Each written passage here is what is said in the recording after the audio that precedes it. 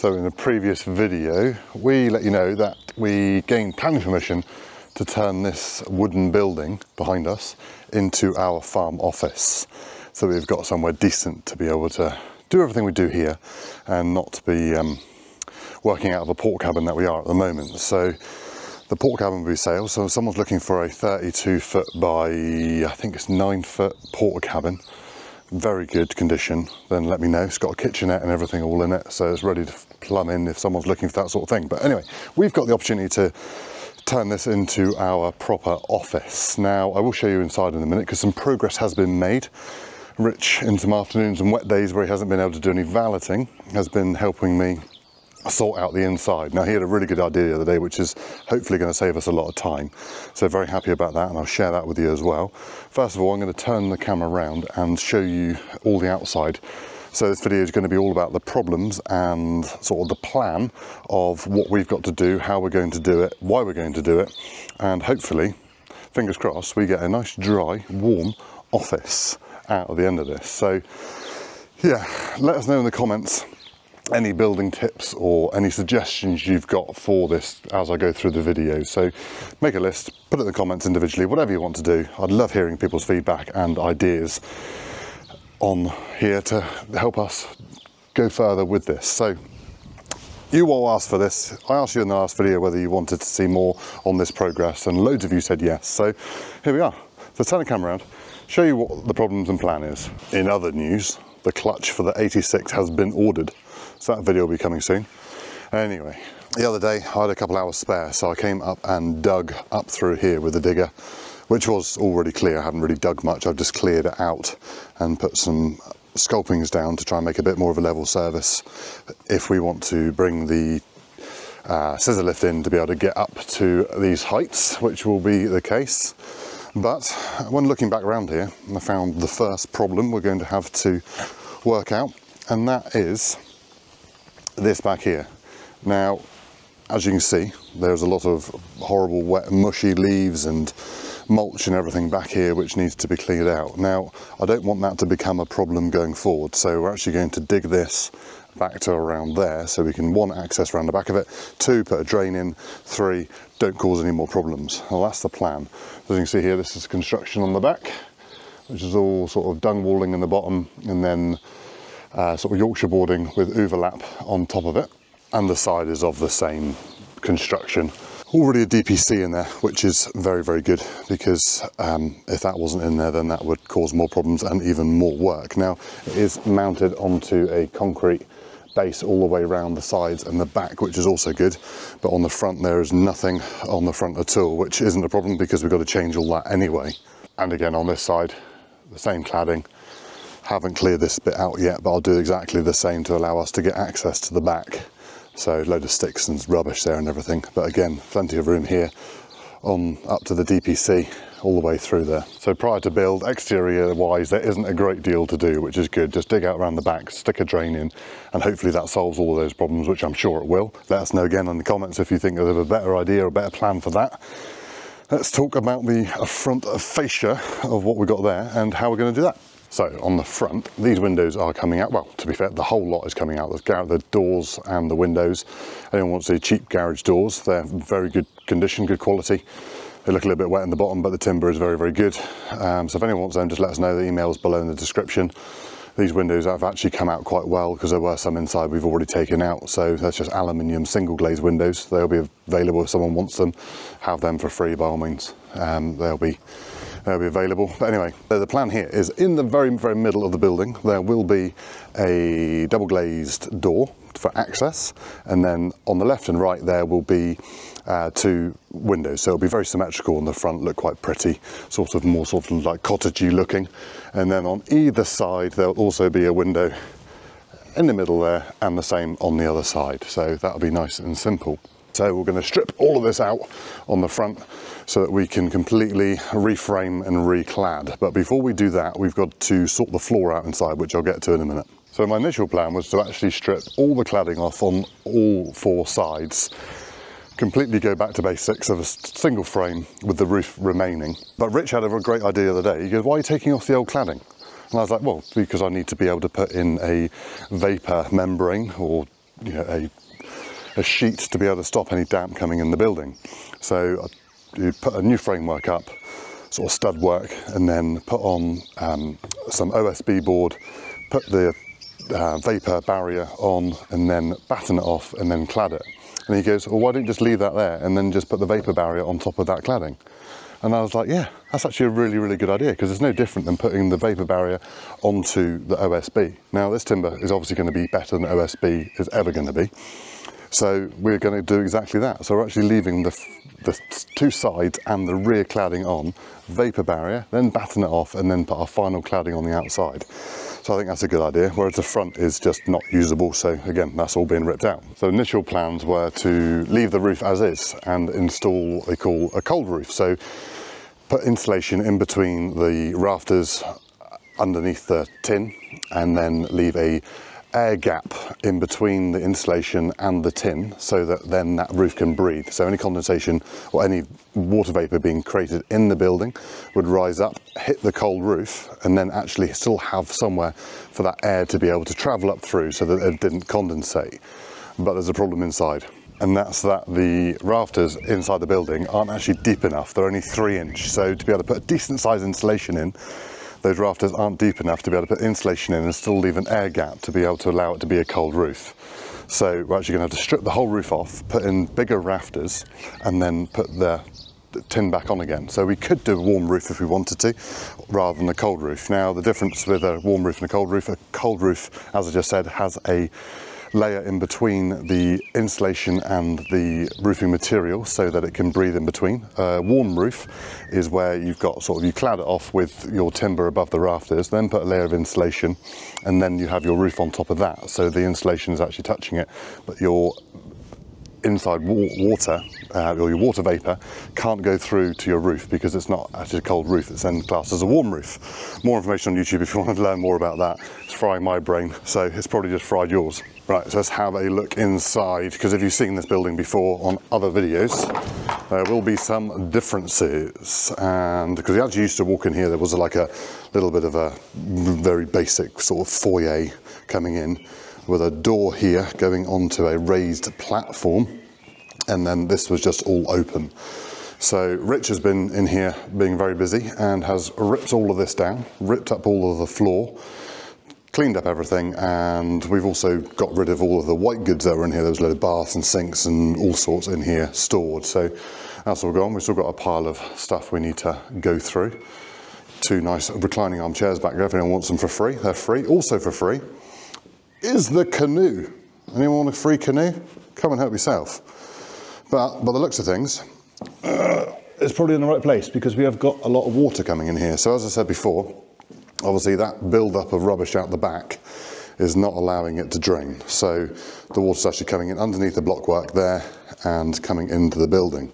Hence why we need to dig that down and put a drain all the way around the back to stop that happening.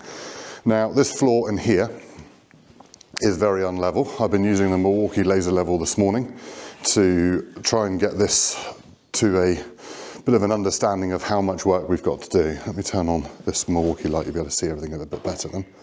Oh, there we go, look at this. Now we're away. So this blockwork here is pretty much level, so you can see the slope on the floor. So there's actually a 10mm drop from back to front on that blockwork, so it needs to come up a fair ways still down here. Now, I've got plenty of room here for 4 inches of insulation and 4 inches of concrete, but up here I have not. So all this concrete through there is going to need to be broken out. So we'll use the Milwaukee MX breaker for that and break all of that concrete up so that we can then take the floor level down to be able to then put in a DPM, damp-proof membrane, to then put in 100mm of insulation and then 100mm of concrete minimum. If I can do more, I will, but we'll see where those levels lie when we've got a drain outside at the back, because we want that to be obviously below what the lowest level is in here. So we've got a few, obviously, bits to work out and get to grips with. As you can see, the cladding and everything in here, the timber, is actually very, very good. It is in great condition. The timber frame is perfect. The concrete walls that go around the base all the way around the back and the sides and everything, again, is all good, so that's fine. As I said, this cladding will stay on the bottom, this dung walling. The sort of Yorkshire boarding style at the top will have to come off, and then we'll have to batten that out to be able to get that level on the outside. We'll then stud the inside, and then that will be insulated in between the studs, and then there will be probably an OSB skin all the way around the building on the inside where it's nice and dry. So that vapour barrier that I was mentioning will be on the outside of this and then battened on, and then there'll be the outside cladding as well. So it'll be nice thick walls in here. We want to make it, well, one, as warm as possible, as insulated as possible, but also for soundproofing as well.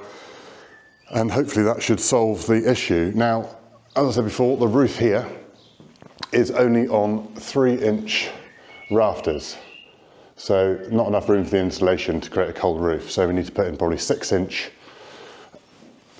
rafters, and then the tin will go on the top of that, and then we'll be able to insulate in between them, and then still leaving a 2-inch gap between the tin and the insulation to be able to create that ventilation gap that will be required.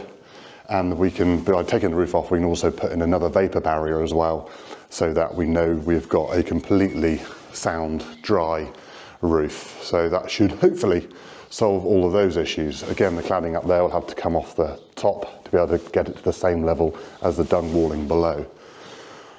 This is the back of the front of the building. So those doors will come out, but again, all the timber work, all the actual trusses and everything are in perfectly good order and very, very usable. So yeah, lots to do in here. So the next job really will be, well, just finalising my levels in here, working out how much concrete exactly we've got to dig out, as little as possible. Hopefully it won't be, well, I know at the back it's got to come down 200 mil, so by the time that runs away here, we're probably up to there. So from there along is roughly all of that concrete will have to come out, which, knowing this farm, I don't expect it's very thick anyway. I reckon probably 3 inches by giving it a little tap. Luckily, there's no concrete in here, so that will just need to be levelled off. These block dwarf walls will have to come out that used to support the floor. And then coming down here on the front, you'll see that there's nothing along here. So we'll need to build a dwarf wall along there, and then we'll face that with probably some brick or some pretty sort of edging along the front. So then that will be raised up. So if you can imagine that coming up 200 mil there to then take that, well, 230 mil actually from my current calculations, to take that floor then level along there. So there will be some demolition videos coming, there will be some concreting videos coming. Also got a second-hand power float that I've bought that will obviously come in handy for that. Milwaukee breaker, digger work around the back, the drainage, trying to get all that to work. And then obviously cladding and making sure all of that's right, taking the roof off, sorting that out properly, putting the roof back on again, and creating a nice office. So how's the design going to look in here? Because that's going to be the fun bit. So if you can imagine 2 windows each side, nice door in the middle. We'll be coming into the room like so. There'll be a little bit of a partition just here to allow for a little kitchenette to go in the back corner. So go kitchenette back there, but that'll be sort of shadowed off so you don't walk in the door and the first thing you look at is an ugly sink and everything. So that'll be cladded in some nice cladding of some kind, which is yet to be decided. That'll all be a nice wall along there. Obviously a window will be there in the middle. And then coming around, we'll then have built-in cupboards. So there'll be built-in tool cupboards for like PPE and clothing and possibly merch going forward for Machinery Nation and possibly for this channel. So that'll be storage there. And then from this timber there to that timber there, we will be having a fireplace right in the middle. So I'm actually going to brick up a nice fireplace. And I have a feeling, my idea at the moment is to have an old rusty RSJ as our sort of mantelpiece above the fire. Now we don't need to do that. I could just have the flue coming out the top and out the roof, and that would do. But I want to make this nice. Bricks, sort of bricked sides each side, and then log storage each side. It just fits in with what we do. I think it will look nice, and we haven't got a wood burner here.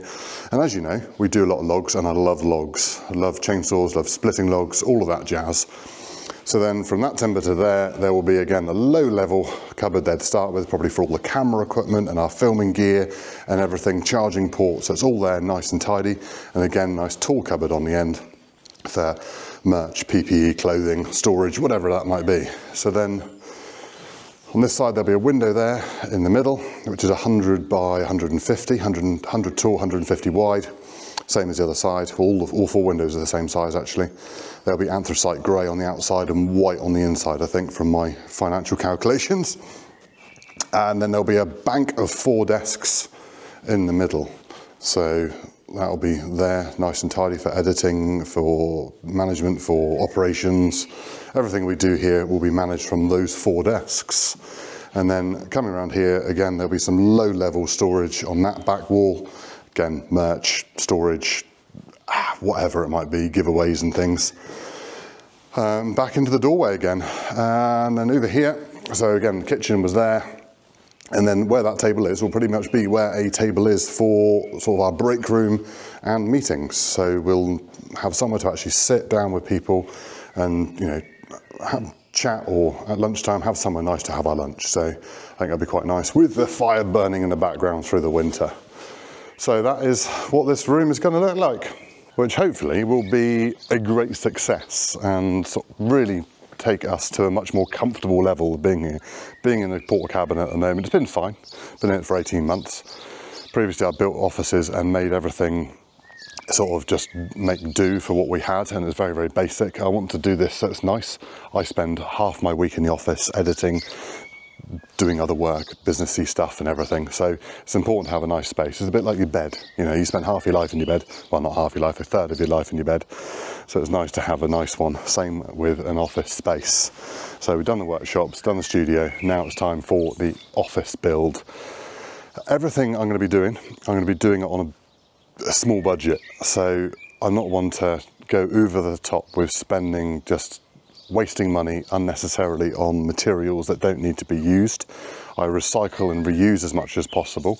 Now, if you ever saw our showroom when we had a machinery dealership, you'd have seen I'd done big pallet cladding walls, but not just pallet like you might see it before. I have a bit of an idea for that. It's a nice timber sort of effect. Some painted walls on either end, and then the back walls will probably be sort of possibly pallet clad or scaffolding board clad is another idea I've got.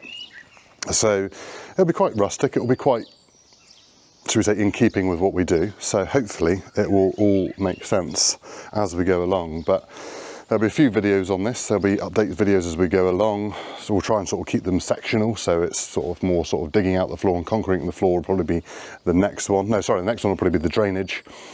That'll all be about that. And then the one after that will be about concreting and getting the floor right and level, digging it all out to start with. And then we'll be moving on to exterior cladding, then one for the roof, and then probably one for the interior build. So yeah, lots of videos to come, but you know, let us know in the comments if you want to see all of that, or just cram it into one video and just make a bit of a highlight reel perhaps. But there'll be updates on our Instagram as well going along, so make sure you follow us on Instagram, find it, fix it, farm it. Max, my son, manages my Instagram, and it's got my name on it, but I have very little to do on it. All those videos are ones that he takes and he edits because he enjoys that as well. And I think it's important for him to understand that social media is for good and not all the rubbish that most kids get to see these days. So that's why I let him do that, and I obviously oversee it all as well. So yeah, and as I said, video on doing a clutch on that tractor coming very, very soon. So these videos are a little bit different for us, but I like to share with you what I can, and hopefully you appreciate it and get to see what we're doing and following our journey along the way. So I hope you enjoyed it. Let us know in the comments below of any things I should perhaps do different, or any tips and things you've got. I'd love to hear them, especially on the outside of cladding and the roof. Anyone who's got an experience of that before, let me know, because I'm a little bit nervous on that, I'll be quite honest. That'd be good to hear. So yeah, please subscribe, please like this video below, and we'll see you in the next one. Cheerio, bye.